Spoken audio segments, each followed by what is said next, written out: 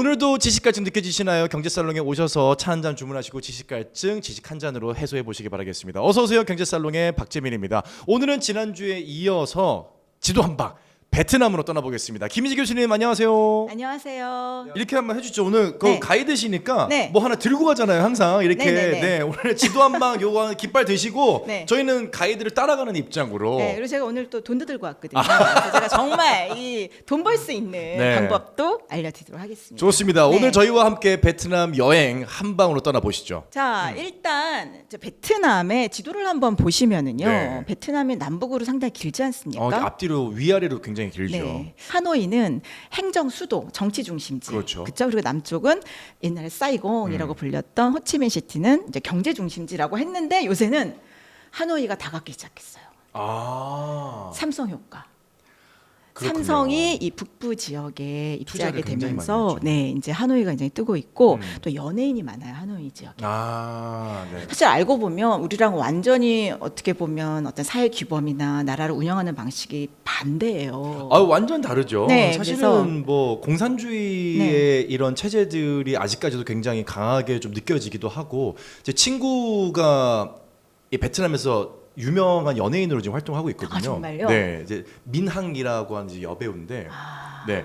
이 친구가 사이공이 이제 집이어가지고 네네. 가보면 네. 사이공 같은 경우는 이 구역이 1구역, 2구역, 3구역, 4구역, 5구역 이런 식으로 나눠져 있더라고요. 네, 프랑스 식민 통치를 받았을 그렇죠. 때 그 도시 계획이 이루어져서 아. 약간 가면 유럽 도시 같은 느낌도 있어요. 그러니까 그때 네. 느꼈던 게 저희는 뭐 이사나 이동이 굉장히 자유롭잖아요. 네. 그런데 이 다음 구역으로 넘어가는 게 굉장히 어렵다라고 얘기를 하더라고요. 맞습니다. 근데 네. 사실은 이 북부와 남부가 제가 볼 때는 어떻게 보면 거의 다른 나라 같은 느낌이었어요.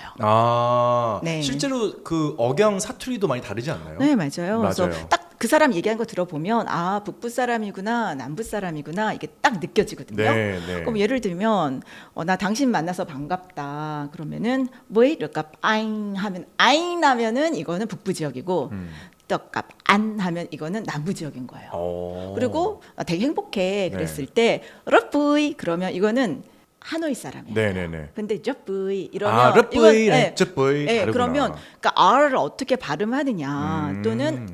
안이라고 하느냐 아잉이라고 하느냐에 따라서 딱 들으면 저 사람 북부 지역이구나. 확실히 하노이는 약간 북경 느낌이면 맞습니다. 사이공은 상해 느낌이 있어요. 경제 중심지냐, 행정 중심지냐. 역시 지도를 읽는 이 코너를 하시다 보니 그 누구보다 어떻게 보면 네. 이런 비교하는 이런 안목이 세신 것 같은데요. 네. 네, 맞아요. 그래서 당시에 이렇게 돈을 보면 프랑스어로 쓰여 있잖아요. 네, 네, 네. 그렇죠? 방크앤드 차이나 해서 프랑스 영향이 굉장히 많은 곳이 사이공이고 북부는 약간 싸우면서 담는다고 하지 않습니까? 그래서 네. 중국의 침략을 막아내고 또 중국과 교류하면서 이 하노이 지역은 되게 중국식 유교 문화의 영향이 강한 곳이다. 그렇죠. 그러다 보니까 북부와 남부에 사실은 이 기저 문화가 많은 차이가 있을 뿐 아니라 그러네요. 자연주리적으로 굉장히 달라요. 그러니까 거의 한 2,000km 가까운 거리거든요. 멀다. 네. 우리나라로 치면 서울에서 부산까지 거리 5배 정도. 그럼에도 불구하고 이 남과 북을 하나로 묶는 인물이 있습니다. 자, 힌트. 네. 돈의 화폐 모델입니다. 제가 지금 안 보고 있거든요. 안 보고 있는데 제가 그냥 감히 예상해 보는 건 네. 사실 베트남 내에서 특정한 인물의 이름을 딴 도시가 생긴 경우는 맞습니다. 없다고 알고 있거든요. 네. 호치민? 맞아요. 아, 그러니까 우리나라 돈에 보면 이제 인물이 여러 명 나오잖아요. 세종대왕, 신사임당. 네. 그리고 미국도 되게 특별 뒷면에 다양한 사람들이 나오잖아요. 네. 근데 베트남은 딱 한 명이에요. 바로 호치민. 호치민. 근데 이분도 이제 돌아가시기 직전에 걱정이 되셨는지 나 죽으면 어. 화장해서 북부, 중부, 남부에 묻어달라. 야. 그러니까 얼마나 이게 지역 감정이 걱정스러우면. 그러게 유지에 담아서 유지에 부디 전국에 네, 뿌려달라고 근데 얘기할 정도로. 그 사람들이 베트남 사람들이 너무 이분을 존경하고 좋아했기 때문에 맞아요. 그 유지를 받들지 않고 이분을 냉동시켜가지고 그 아. 호치민 묘를 만들어가지고 아, 하노이 맞네. 바딘 광장 옆에 놨어요. 맞네. 근데 그게 북부에 있잖아요. 그렇죠. 그러니까 권력의 중심이 또 어떤 사상적 뿌리가 이 북부 하노이구나라는 네. 것도 그 무덤의 입지로 우리가 네. 파악할 수가 있어요. 참 이제 그런 게 국부묘라는 게 있잖아요. 뭐 대표적으로는 베트남의 이 호치민이 있고 예를 들어 뭐 튀르키예만 가도 아타튀르크가 국부잖아요. 네, 근데 네, 이 네. 국부 묘가 앙카라에 있어요. 그러니까 이 묘가 어디 가느냐가 그 나라의 힘의 위치를 상징하는 것 같아요. 그렇죠. 튀르키예의 가운데가 앙카라잖아요. 네, 네. 그러니까 이 국가를 통합하고 싶은 이 지도자의 마음에 따라서 어떻게 그렇군요. 보면 입지를 형성하지 않았나 싶어요. 네, 네. 자, 근데 자 지금부터 이제 본격적으로 이제 본격적으로 네, 이제 지도 공부하면서 네. 이제 돈 공부도 하고 문화 공부도 하도록 하겠습니다. 좋습니다. 자, 이 뒷면을 보면 나와 있는 이 지역은 굉장히 소박한 농촌 지역이에요. 지금 가장 네. 큰 게 지금 저게 50만 50만 동. 50만 동. 네, 근데 여기 어딜까요? 힌트.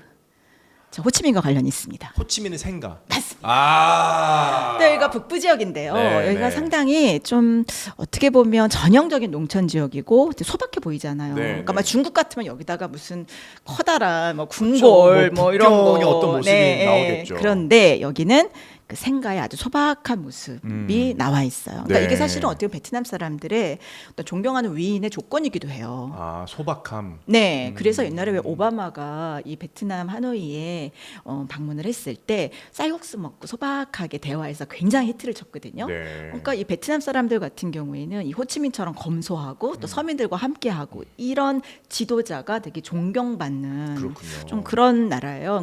지금 이제 베트남 공산당 서기장이 어떻게 보면 권력살 1인데 그분이 상당히 검소하고 약간 호치민을 닮았어요. 네. 그 다음 돈이 이제 20만 동인데 20만 동. 이게 딱 봐도 하롱베이.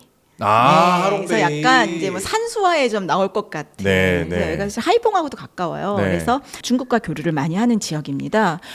그래서 사실은 이 하롱베이가 이들에게는 이상향이에요. 네, 그래서 네. 뭐 빈 그룹에서 짓는 이제 콘도나 이런 데 들어가 보면 이런 하롱베이를 닮은 조각품들을 많이 해놔요. 그러니까 베트남 사람이 생각하는 어떤 이상적인 풍경은 네. 상당히 유교적이고 중국적이고 또 도교적인 그런 네. 모습을 보여주고 있다는 거 알 수 있고요. 자, 그다음 돈 가장 많이 쓰는 돈이에요. 네, 우리 10만 돈으로 동. 한 5천 원 정도니까 그렇죠. 뭐 커피 마시거나 뭐 사 먹기 딱 좋은 돈이거든요. 제일 많이 보여요, 실제로. 네, 네. 근데 이 돈에 반미에우라고 하는데 이게 뭐냐면 우리로 말하면 문묘예요. 그러니까 공자나 이런 유교 성인들의 그 사당이거든요. 저 반미가 아닙니다. 그 먹는 음식이 그거 아니고 아니고. 반묘입니다. 네, 그래서 반묘라고 네. 해요. 그래서 반묘인데 이게 문묘라고 해서, 그러니까 이제 대학 옛날 이제 우리로 말하면 성균관 같은 그런 곳이고, 네네. 그러니까 얼마나 베트남 사람들이 어떤 그 유교적인 가치나 또 공부를 중시하는지 알 수 있어요. 네, 그래서 네. 이 또 고액권 화폐가 이 베트남 하노이에 있는 이 교육 기관을 이제 보여주고 있다라고 네. 할 수 있겠습니다. 또 요새요 진짜 한국이 인기인 게요. 제가 실감을 하는 게요. 네. 이제 베트남에서도 가장 좋은 대학은 하노이 국립대학이에요. 그렇죠. 우리 서울대처럼. 네. 근데 거기에서 25개 학과 중에서 가장 커트라인이 높은 과가 한국어과? 맞아요. 야, 그렇구나. 뭐 중국어과, 뭐 영어과보다도 훨씬 높아요. 그리고 한국 학당이 이제 세종학당에서 전 세계에 있는데 네. 가장 많은 데가 또 베트남이에요. 그렇군요. 그러니까 한국어를 배우고자 하는 열망이 큰데 저는 이게요. 물론 뭐 한국 문화나 바캉스 효과도 있겠지만 베트남 사람들이 굉장히 실용적이거든요. 그러니까 이게 돈이 되는 거예요. 그렇죠. 그러니까 보통은 대학 졸업하면은 한 800만 동 받거든요. 음. 근데 한국어를 하면은 뭐 대학 학벌 없어도 2배, 뭐 3배, 4배 받고 심지어 완벽하게 하면 10배를 받아요. 야, 그렇구나. 그러니까 워낙 한국 기업들이 많이 진출하고 또 한국에 대한 수요가 높으니까 지금 한국이 굉장히 인기가 좋다. 실제로 이제 저희가 베트남에 촬영을 갔을 때 좀 네. 놀랐던 경험들이 몇 번 있었는데 네. 전혀 예상하지 못했던 상황이에요. 네. 그리고 저희는 촬영을 하고 있었기 때문에 네. 조금 특이한 케이스라고는 이해를 하셔야 돼요. 네. 그런데 저희한테 네. 지나가면서 한국말 하시는 분들을 몇 분을 봤어요. 맞아요. 근데 이분들이 그러니까 유창한 건 아닌데 예를 들어 우리가 하이 헬로 뭐 웰컴 투 코리아라고 얘기를 하는 것처럼 한국말로 베트남 분들이 지나가면서 인사를 하고 지나가시더라고요. 그 깜짝 놀란 게 야, 한국어를 베트남에서 사용하시는 분들이 이렇게 많나? 그러니까 한국하고 거의 비슷한 시간 한 2-3시간 후면은 우리 방송이 나가요. 드라마 같은 경우는 바로 그래요? 번역이 돼서 나가고 네. 어쩜 우리 방송도 잘하면 베트남 진출할 수 있습니다. 진짜. 그다음 돈입니다. 이거는 5만 동. 네. 자, 이것도 또 많이 쓰이는 돈이죠. 근데 후에라고 하는 이 네. 중부에 이 황실이 있었던 곳이에요. 그래서 베트남은 처음부터 이 남쪽 사이공 지역을 장악한 게 아니라 사실은 북부에 있다가 점점 남하에서 확장을 한 거군요. 네, 남진이라고 하거든요. 네. 남디엔이라고 해서 이 남진을 하면서 후에와 사이공을 장악한 게 한 200~300년 역사밖에 안 돼요. 그래요. 네, 그러니까 이쪽 남쪽 지역에 대한 장악력을 좀 더 확충하기 위해서 이 북부 하노이에서 이 중부 후에로 옮긴 거예요. 네. 수도를. 그래서 19세기 여기 황궁에 있고 지금도 후에를 가면 그런 왕실의 문화 같은 것들이 많이 남아 있고 또 궁궐도 있고 이래서 야, 어떻게 보면 베트남 네. 정신 문화의 중심지라고 할 수 있어요. 그리고 한국 분들이 지금 제일 많이 가는 데가 바로 다낭이에요. 후에 옆이에요. 아우 거기는 뭐 거의 네. 한국의 영토라고 느껴질 정도로 많이 가시죠. 그래서요. 주로 사업하시는 분들은 이제 하노이나 사이공을 가시는데 네. 우리 놀러 가고 뭐 이럴 때는 주로 중부 지역을 간다 그런 얘기를 많이 하죠. 네. 그래서 근데 네.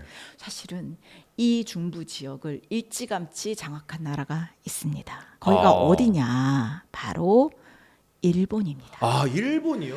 일본이 사실은 지금 이제 우리가 최근에 베트남과 가까워진 거고요. 네네네. 일본은 이미 아주 오래 전부터 이 베트남과 아, 끈끈한 관계를 맺었어요. 그래요? 그래서 호이안에 가면 평화의 다리라는 게 있는데 네. 바로 이 이만동의 모델이 된 지역이 호이안의 평화의 다리고요. 우리 일본 잊지 않는다 이겁니다. 아, 그 일본의 정도의 도움 메시지가 잊지 않는다. 있군요. 네, 그래서 이 호이안 지역에 이런 일본의 영향이 굉장히 많아요. 네. 그리고 일본의 그런 식품이나 의학 회사가 굉장히 오래 전부터 갔어요. 아지노모토 아시죠? 아, 네네. 네, 아지노모토도 되게 많이 성공했고 우리뿐만 아니라 사실 일본 기업도 이 베트남에서 굉장히 뿌리 깊다는 거 우리가 좀 생각해 봐야 될 거고요. 특히 이 사이공 지역에 최근에 지하철이 개통했거든요. 그런데 그래요? 그 지하철을 일본에서 지어줬어요. 야 그렇구나. 네. 야 지하철 하면 사실 네, 대한민국 아니면 일본. 네. 예, 기술이 정말 뛰어나잖아요. 네네네. 야 그런데 일본이 먼저 들어갔군요. 네, 그래서 사이공 지역에 이미 했고 이제 음. 한국도 어떻게 좀 해보려고 노력을 많이 하고 있는 그런 상황입니다. 네. 자, 그다음 또는 만인데요, 만동인데요. 만동. 네. 저건 유전인가 보네요. 우리 자원도 있어. 아, 약간 그런 느낌? 그래서 우리 산유국이야. 네. 그래서 이것이 베트남의 타이거 올필드라고 이 남쪽에 있는 거거든요. 근데 여기는 문화가 아니라 경제와 자원이잖아요. 그러니까 경제 중심지가 남부라는 것도 보여주고 또 우리가 유전이 있는 국가라는 것들을 좀 드러내는. 그렇군요. 그리고 베트남이 굉장히 이 바다 해역에 민감해요. 아, 왜냐하면 중국이 남중국해라고 하면서 그 이 제도 침범을 좀 하죠. 예, 그래서 근데 중국에서 남중국해라고 하지만 베트남에 가서는 절대 남중국해라고 하면 안 됩니다. 동해라고 해야 됩니다. 그런 네, 부분도 굉장히 팁이 민감해요. 있군요. 그래서 그렇죠. 베트남 사람들이- 지금 산유국인 거잖아요. 네네네. 베트남이. 그 유전이 나오는 저 위치를 중국이 우리 땅인데라고 하는 것까지 마찬가지이기 네, 때문에. 그래서 뭐 남사군도 뭐 이렇게 얘기하면 절대 안 되고 네네. 베트남 명칭을 불러줘야 된다. 그렇죠. 그 민감해요. 그래서 우리나라 그때 연예인이 뭐 공연하고 이럴 때 그 지도에 그 중국 영토를 표시했다고. 잘못 짚었구나. 네, 그리고 뭐 할리우드의 무슨 영화나 이런 데서도 뭐 아주 작은 지도에라도 그거를 중국 영토로 표시하면 베트남에서 난리 납니다. 네. 그래서 여러분들 사업하러 가실 때 조심하셔야 돼요. 네. 자, 그 다음이 좀 중요한데요. 5천동. 이건 사실 굉장히 좀 작은 돈이라 네. 뭐 만동 밑으로 내려가면 사실 좀 꺼낼 일이 많이 없기는 한데. 네네네. 네. 특히 최근에는 이제 베트남에서도 이런 디지털 머니로 많이 결제를 그렇죠. 하다 보니까 쓰진 않는데, 네. 근데 여기에 또 어떤 나라의 코드가 담겨 있어요. 저기 지금 댐인데. 네, 수력 발전. 수력 발전. 네네. 그러니까 이제 내륙이겠죠. 네, 미엔화 지역인데요. 여기에 찌안 수력 발전소예요. 근데 이게 동나이라는 약간 좀 소외된 지역이 있는데, 네. 자, 이 남쪽 지역입니다. 그런데 자, 이걸 누가 지어줬을까요? 어느 나라가 지어줬을까요? 자, 베트남은 은혜를 기억한다고 했잖아요. 네. 아까 호이안 거기서 일본의 일본, 코드가 있었다면, 평화의 다리. 여기는 어딜까요? 베트남하고 관련이 있는 나라면 아시아 국가일 것 같다는. 아시아가 자, 아닌가? 사회주의 동맹이고요. 사회주의 동맹. 그리고 야짱에 가면 네. 이 나라에 기지가 있습니다. 기지가 있었고 군사 기지가. 네네. 그리고 여기에 많은 그 나라의 군인들이 지금도 와서 휴양을 즐기는 곳이고요. 되게 따뜻한 항구가 그리운 나라입니다. 따뜻한 한국. 부동항이 없는. 맞습니다. 부동항이 없는 나라 러시아. 네, 러시아입니다. 러시아군요. 자, 우리가요. 그 러시아와 우크라이나 전쟁이 있었을 네. 때 저는 사실은 베트남이 중립을 표명할 거라고 생각을 했어요. 왜냐하면 사람들은 다 우크라이나와 러시아의 관계가 사실 베트남과 중국과의 관계 아니냐. 그러니까 우크라이나 편을 들 것이다라고 한국 분들은 생각했는데 저는 아닐 거라고 생각했어요. 은근히 러시아 편을 듭니다. 베트남이. 왜냐하면 이 하노이에 지금 원로들이요 다 소련 모스크바다 유학파가 너무 많아요. 아 그렇군요. 이 문화적인 교류와 교육, 뭐 사회 이런 게 옛날 굉장히 소비에트 끈끈하네요. 연방이었잖아요. 아 네. 그래서 이 특히 이 쫑석이장도 옛날에 소련 유학파예요. 그리고 빈그룹 회장도 소련에서 공부했어요. 지지라. 아. 근데 한국 분들은 그때 왜 이상하다 왜 베트남이 약자를 같이 해야 자기들도 중국으로부터 보호받을 수 있는데 이렇게 생각을 했는데 그렇지 않아요. 자 이걸 뭘 보면 알 수 있냐면 베트남이 이 13개국에 대해서는 무비자 관광 비자로 또는 무비자로 체류할 수 있는 그런 기간을 늘려준 나라들이 있거든요. 네. 우크라이나가 없어요. 야 미국도 없고 네. 우크라이나도 없고. 네. 아 이건 좀 특이한 부분이네요. 네. 자, 그렇지만 베트남 사람들은 또 중시하는 가치가 있습니다. 바로 노동자를 잊지 않고요. 특히 여성 노동자들에 대해서 굉장히 여러 가지 혜택을 주고 있고 또 뭐 산전 산후 휴가도 굉장히 길고요. 네. 그래서 여성 노동자들이 이 돈에 등장하고 있어요. 그래서 여기 남딘 지역이라는 이 북부 지역에 이 섬유 공장 여공들이 그렇군요. 등장을 하고 있어요. 네. 근데 약간 좀 슬픈 건 뭐냐면 우리가 관광객도 30%지만 네. 사실 전체 베트남 파업의 30-40%도 한국 기업에서 발생을 해요. 아 그래요. 그러니까 노사 관계에 관련해서 우리가 베트남을 너무 모르고 쉽게 진출하다 보니까 이 베트남에서 사실은 요새 여러 가지 안 좋은 뉴스도 많이 나오고 있고요. 네. 좀 우리가 베트남을 좀 이해할 필요가 있다. 음. 어떤 불합리한 그런 어떤 노동 관행이 딱 있으면 임금이나 수당에 불만이 생기면 바로 파업에 나서는 것이 또 베트남입니다. 자, 그다음에 이제 천동이거든요. 네. 거의 쓰지 않아요. 아 그렇죠. 자, 여기는 떠이 우엔주인데요. 이 떠이가 서라는 뜻이거든요. 네네네. 그러니까 서부 고원이란 뜻이에요. 아, 네. 그래서 우엔이라는 그래서 떠이 우엔 지역인데요. 이 떠이 우엔 지역은 이제 고원지대고 상당히 저개발된 곳인데 사실은 여기가 남북 베트남이 싸울 때 격전지였고요. 네. 또 여러 소수민족도 있는 곳이에요. 그래서 이쪽 지역은 이렇게 어떤 민족을 딱 넣는 순간 그 소수민족만 나오게 되니까 베트남 네, 통합에 네. 방해가 되잖아요. 아하. 그래서 이렇게 동물을 집어넣고 또 아. 목재를 해서 이게 누가 누군지 안 보이잖아요. 네, 네, 그래서 이렇게 표시를 했어요. 그렇군요. 근데 이쪽 지역이 커피 생산에 굉장히 좋은 지역이었는데 이제 막 전쟁을 치르고 이러다 보니까 커피 생산을 못 했잖아요. 네. 근데 19세기에 프랑스 식민지를 거치면서 여기에 이제 커피 문화가 있어요. 그래서 이제 전쟁이 끝나고 나서 여기서 이제 커피를 생산해서 뭐 유럽 같은 데 많이 수출을 했거든요. 네. 그래서 베트남에서 이런 커피 문화도 뿌리 깊은 데다가 또 베트남 사람들도 자존심 강하잖아요. 실용적이고. 그러니까 스타벅스 커피 이거 너무 비싼데? 아. 그 맛도 없어. 그렇죠. 이렇게 하면서 또 약간 스타벅스 커피가 미국 감성 커피잖아요. 네. 그런 감성에 특별한 니즈가 없는 거죠. 네. 그래서 그냥 뭐 좋은 프랑스 카페에서 뭐 그 베트남식 커피를 마셔도 충분히 네, 맛있고 네, 우아한데 네. 더 싼데 그래서 스타벅스가 제대로 뿌리 잡지 못한 몇 안 되는 아시아 국가 중에 하나가 네. 바로 베트남이다. 네. 그런 걸 알 수 있죠. 그다음에 이제 마지막인데요. 네네. 이제 하이퐁 항구에 아 500동. 야 네. 이거 나 본 적 없다. 네, 없으실 텐데요. 네. 어쨌든 이 베트남이 얼마나 산업을 중시하는 나라인지 뭐 이런 보여주고 아 200동도 있네요. 옛날론인데요. 백동도 이거는 있구나. 안남이라고 하는 이런 남딘 지방의 네. 이런 어떤 유적들을 이제 보여주고 있는데 지금은 거의 나오지 않죠. 야 그럼 인물은 호치민만 들어가고 아무도 빠졌잖아요. 사실 우리나라 화폐 같은 경우는 인물들 위주잖아요. 네네네. 벼 빼고 네네네. 50원에. 그러다 막 학 들어가고 500원에.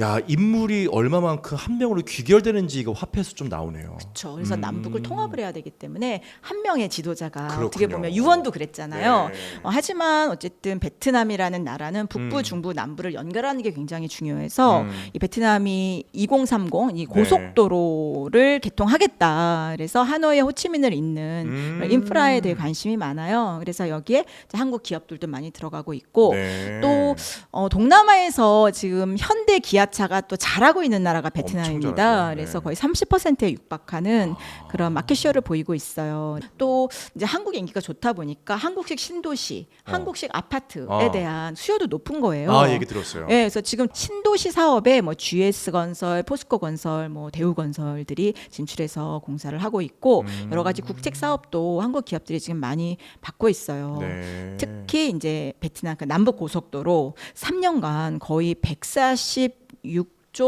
9,900억 동 우리 돈으로 거의 8조 원에 육박하는 네. 그런 대규모 공사를 지금 우리나라 기업들이 많이 참여하고 있다는 것도 좀 관심 사항입니다. 자, 저희가 여행을 많이 가보지만 실상 그 내면에 있는 숨겨진 이야기들은 잘 몰랐던 나라가 아닌가 싶습니다. 베트남 2주에 걸쳐서 저희가 내용을 정리해 봤는데요. 뭐 궁금하신 점이 있거나 또 여러분 느끼신 점이 있으면 댓글에 이야기 남겨주시면 감사드리겠습니다. 김희재 교수님과는 다음 주에 또 다른 나라 네. 한 방에 알아볼 수 있도록 하겠습니다. 여기서 인사드리겠습니다. 감사합니다. 네, 감사합니다.